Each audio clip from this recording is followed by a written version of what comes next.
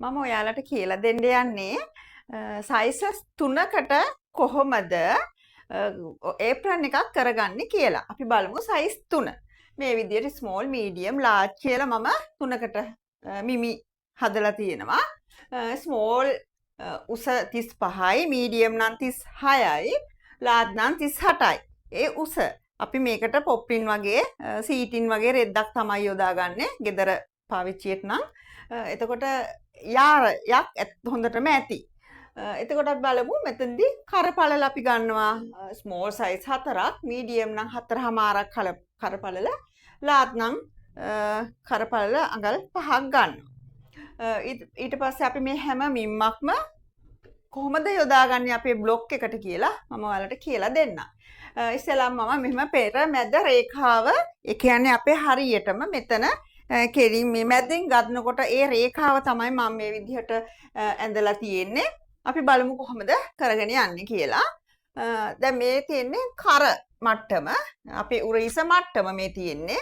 එතකොට උරහිස මට්ටමින් අපි කර පළල අරගෙන අපි කොහොමද මේක හදාගන්නේ කියලා බලමු. අපි මෙතනදී අඟල් 4ක් ගන්න ස්මෝල් සයිස්. මම මේ මීඩියම් සයිස් නිසා මීඩියම් සයිස් නම් අපි අඟල් 4.5ක් ගමු. අඟල් 4.5 මම අඟල් භාගයක් අඟලක් කියලා ගන්නේ. එතකොට 4යි 2 කාලයි. එතන අඟල් 4.5. ඒ වගේම අපි මෙතන 10යි 10 කියලා මම අරන් තියෙන්නේ. මෙතන ඉඳලා මෙතෙන්ට 10ක් සහ මෙතන ඉඳලා මෙතෙන්ට අඟල් 10ක්. එතකොට අපි බලමු මාක් කරලා මෙතන අඟල් 10යි 10. මේ විදිහට අපි ඉරක් ගහ ගන්න ඕන. එතන අඟල් 10යි. දැන් මෙතන ස්මෝල් සයිස් නම් අපි බ්ලොක් එකේ අඟල් 35 අර ගන්නවා. ඒ වගේම මෙතන අපි කර මෙතන ගන්නවා 4ක්. ඒ වගේ 9යි 9. මෙතන ඉඳලා මෙතෙන්ට 9යි, මෙතන ඉඳලා මෙතෙන්ට 9යි.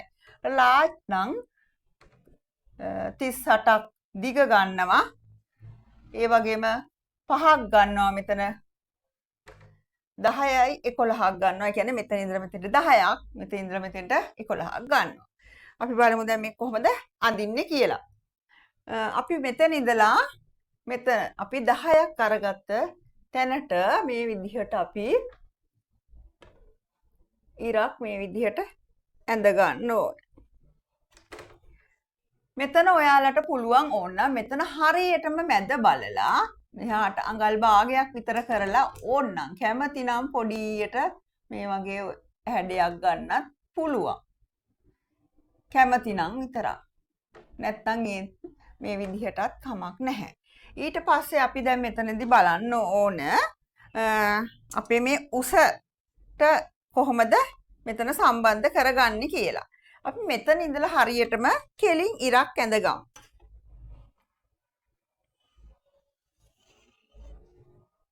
ඊට පස්සේ මේ 10ට වඩා අපි අඟලක් විතර මෙහාට කරලා අපි මේ විදිහට ඔයාලට එතන අඟලකට වැඩිය ගන්නත් පුළුවන්. කැමති නම් අඟල් 2ක් වගේ ගන්න. මේ වගේ අරගෙන ඔයාලා කැමති නම් මෙතන අඟලක් විතර උස්සලා මේ වගේ හැඩ කරගන්නත් පුළුවන්. ඒ වගේ කරගන්න පුළුවන්. ඊට පස්සේ දැන් අපිට මෙතන පටි 4ක් අවශ්‍ය වෙනවා. මෙතනින් අපි ඉන්නට අපි මෙතනින් පටියක් මේ වගේ සම්බන්ධ කරනවා දෙපැත්තෙම. එතකොට ඒක අපි අඟල් 22ක් වගේ ගන්නවා. එක පටියක් එතකොට අඟල් 22ක් දිගයි. පළල අපි ගන්නවා අඟල් 2.5ක්. මෙතෙන්දී මෙතන අඟල් 20ක් අරගෙන අඟල් 2ක් පළල ගත්තත් කමක් නැහැ. එතකොට අර පොඩ්ඩක් කීනි වෙනවා අපේ පටිය. එතකොට අපි බලමු මෙතෙන්දී දැන් මෙතනට තව පටියක් අපේ මූට්ටුවක් එනවා. මේ වගේ තව පටියක් මෙතෙන්ට එනවා. දැන් අපි මේක මම ඔයගොල්ලන්ට පෙන්වන්න කපාගෙන ආවා. ඒ වගේම අපි බලමු මෙතන පොකට් එකකුත් කරගන්න ඕනේ අපේ පහසුවට. එතකොට අපි මෙතන ඉඳලා අඟල් 3ක් විතර පල්ලෙහායි මේ පෙර මැද ඉඳලා අඟල් 3ක් විතර පල්ලෙහායින් අපි මේ විදිහට පොකට් එක මෙතනින් අඟල් 3ක් වගේ, ඒ කියන්නේ 3ක් වගේ මෙතන ඉඳලා අඟල් එතකොට 6ක් 7ක් වගේ එන්න ඕන. ඒ කියන්නේ මේ විදිහට ආවොත් මෙතන අඟල් 6ක් මෙහුම් වාසි තියා ගන්න ඕනේ. අඟල් භාගේ මෙහුම් වාසි තියා ගන්න ඕනේ. මෙතන අඟල් 7ක් මෙතනත් අපි මෙතන අඟල් භාගයයි මෙතන අඟල් භාගයයි මෙහුම් වාසි තියා ගන්න ඕනේ. එතකොට අපි මෙතනට අපි අඟලක් එකතු වෙනවා 8ක් කියලා ගමු. මෙතනත් අපිට එතකොට අඟලක් එකතු වෙනවා දෙපැත්තෙන්. එතකොට 7ක් කියලා ගමු. එතකොට ගානට අපිට හැදිලා එනවා. මෙතනදී අඟලක් උස්සලා මෙතනත් අඟලක් මේ පැත්තටත් මාක් කරලා මෙතන ඔයාලට ඕන නම් පොඩි මේ වගේ හැඩයක් ගන්න පුළුවන්.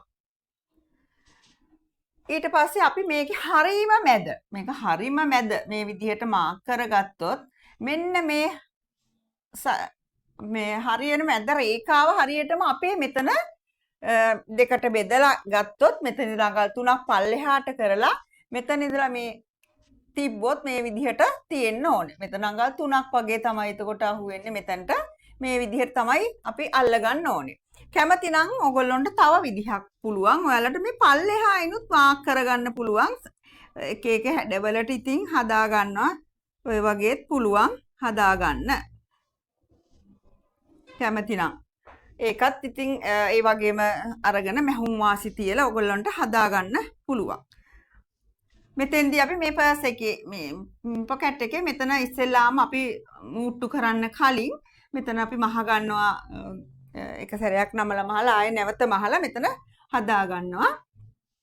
ඊට පස්සේ මෙතනත් අපි නමලා කට් මාක් නැමුම් මේ අඟල් භාගෙ නමලා ඇතුළට කට් මාක් දාගෙන ලස්සනට මේක හදා ගන්න ඕනේ මහන්න කලින්.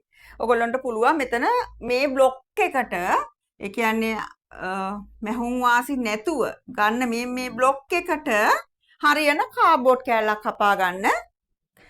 ඒකට මේ අඟල් වාසි තියපු රෙදි කෑල්ල අරගෙන මේ මැහුම් වාසි තියාගත්ත රෙදි කෑල්ල තියලා ඒකෙන් නමන්න. යටට නමලා ඉවර වෙලා අයන් කරගන්න.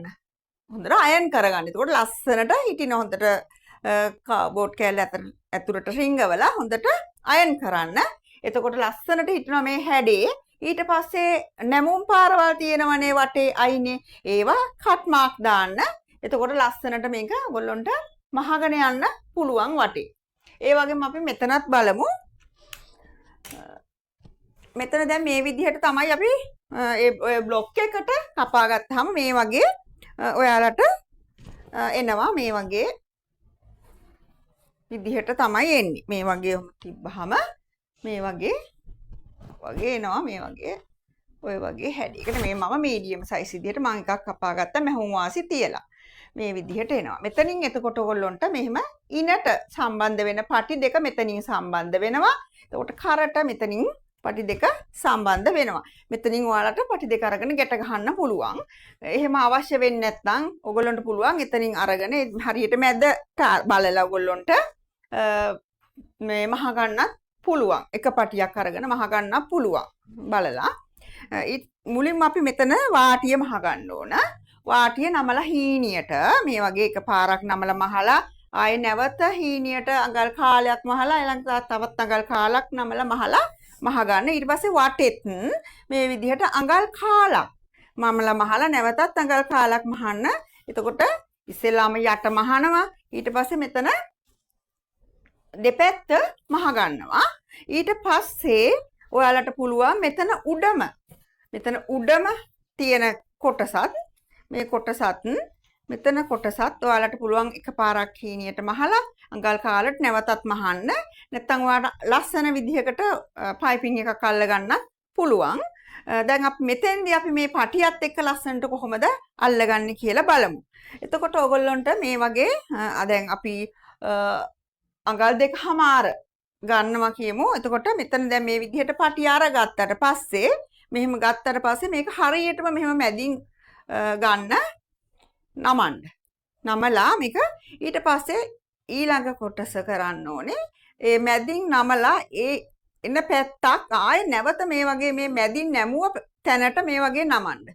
මේ වගේ නමලා ඔයගොල්ලන්ට පුළුවන් පයිපින් එකට ලස්සනට මෙන්න මේ වගේ හැඩයට මෙන්න මේ වගේ හදාගන්න. මේ වගේ. දැන් මේක තමයි අපි සම්බන්ධ කරගෙන යන්න ඕනේ මේ මෙතන තියෙනවා අපේ තියෙන තැනට මෙතන යට ඉඳලා. දැන් මෙහෙම අහලා තියෙන්නේ මෙතන ඉඳලා යට ඉඳලා අල්ලගෙන යන්න තියෙන්නේ මේ වගේ නමාගත්ත පයිපින් එක අයන් කරගන්න. අයන් කරලා හරියට මෙතන ඉඳලා අපි ලස්සනට මෙතන ඉස්සෙල්ලාම මෙහෙම පොඩ්ඩක් නමන්න ඇතුළට මේ නැමුණු පැත්තට මේ පැත්තට මෙහෙම නමලා අරගෙන මෙතන ඉඳලා තියලා මේ වගේ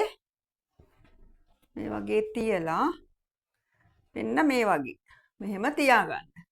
මේ වගේ කෙරවල ඉඳලා මේ වගේ තියාගෙන ලස්සනට මේක මැදින් මේ විදිහට තියලා මෙහෙම අයිනෙන් මහගෙන යන්න. පුට් එකේ අඟල් භාගෙට මහගෙන යන්න. මහගෙන ගිහිල්ලා එතකොට මේ පටිය මෙහෙම කෙළවරට යනකම්ම මහගෙන යන්න ඕන. ඉවර වෙන්න තැනට යනකම්ම අපි මේ පටිය ඒ විදිහට දැන් මෙතන අවසාන මෙතෙන්ට එනවනේ. මෙතෙන්ටත් මේ වගේම නමාගෙන ඇවිල්ලා මහගෙන ඊට පස්සේ නැවත එතන ඉඳලා අතෑරුණු තැන ඉඳලම එතනත් මේ විදිහටම ඒ වගේ නමලා මේ වගේ පටිය හිටින්න මේ වගේ ලස්සනට පටිය එන්න මේ වගේ මහගෙන යන්න ඕනේ දිගට. ඊට පස්සේ මේක මහගෙන ගියාම කෙලවරට යනකොට අපිට එතන මෙහෙම දෙකට පොඩ්ඩක් කෙරවල නමලා මහලා අවසන් කරන්න. එතකොට ඒ වගේ පටි ටික අල්ලගෙන යන්න ඕනේ. හරිම ලේසි මේක මහගන්න. පොකට් එකත් ඔයාලට මම කියලා දුන්න කොහොමද මහගන්න ඕනි කියලා. ඒ වගේ ලස්සනට පයිපින් එකක් අල්ල ගන්නවා නම් වෙනම කොටු ඉරි හිටින එකක් හරිම ලස්සනයි. ඉතින් ඔයගොල්ලෝ මහලා ගෙදර පාවිච්චියට ඒ වගේම තමන්ගේ දරුවෙකුට මහලා දෙන්න පුළුවන් ඉස්කෝලේ වැඩ කටයුතු කරගෙන යනකොට ගෘහ විද්‍යාව කරන ළමයෙකුට ඒ වගේ ගොඩක්ම වටිනවා. ඔයගොල්ලෝ ඒ වගේ ප්‍රයෝජනයක් ගන්න.